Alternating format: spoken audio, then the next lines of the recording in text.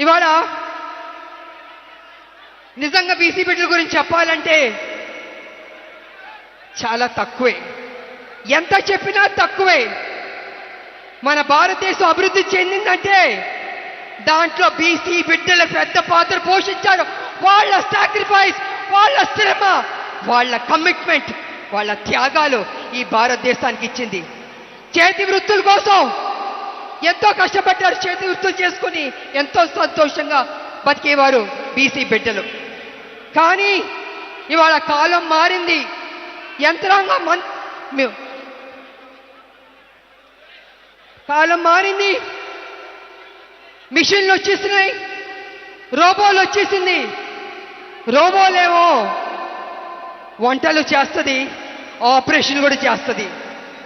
అలాగే మిషన్లు వచ్చిన బట్టి ఇవాళ చేతి వృత్తులు కనుమరుగైపోతున్నాయి. మరి చేతి వృత్తులు కనుమరుగైపోతే వాళ్ళు ఏ రకంగా బతుకుతారు, ఏ రకంగా ముందుకెళ్తారు, సమాజంలో ఏ రకంగా పైకి వస్తారు? కాబట్టి రాహుల్ గాంధీ గారు జోడో యాత్రలో అనేక రాష్ట్రాల్లో ప్రజల్ని చూశారు, కలిశారు, మాట్లాడారు, వాళ్ళ సమస్యల్ని తెలుసుకున్నారు. ఆ తర్వాత ఒక నిర్ణయానికి వచ్చారు. కోలాగానా చెయ్యాలి అనుకున్నారు. తెలంగాణలో ఉన్న మన కాంగ్రెస్ ప్రభుత్వానికి, మన ముఖ్యమంత్రి గారికి కోలాగానా చేయండి అన్నారు.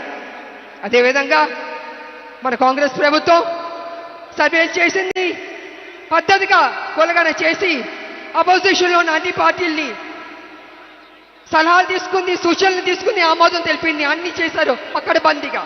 ఆ తర్వాత గవర్నర్కి పంపించారు, కేంద్రానికి పంపించారు.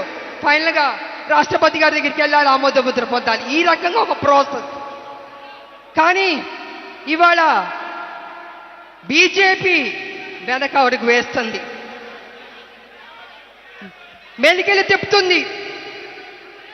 నేను బీజేపీని, మోడీ గారిని ఒక విషయం అడగదలుచుకున్నాను. మోడీ గారు ఆ మధ్య జమినీ ఎన్నికలు చేద్దామని చెప్పారు. కానీ అపోజిషన్ వాళ్ళు జమినీ ఎన్నికలు చేయకూడదని భారతదేశంలో ఉన్న అపోజిషన్ లీడర్లు అందరూ పార్టీలు చెప్పాయి. కానీ మోడీ గారు ఏమన్నారంటే, లేదు జమినీ ఎన్నికలు నిర్వహించి తీరుతాం అని మొండు పట్టుబట్టారు. మరి మోడీ గారు జమినీ ఎన్నికలకి మీరు చూపించే శ్రద్ధ కొంచెం మా 42% బీసీ రిజర్వేషన్ మీద కూడా చూపిస్తే బీసీలకి న్యాయం చేసిన వారు అవుతారు కదా అని నేను మోడీ గారిని అడుగుతున్నాను.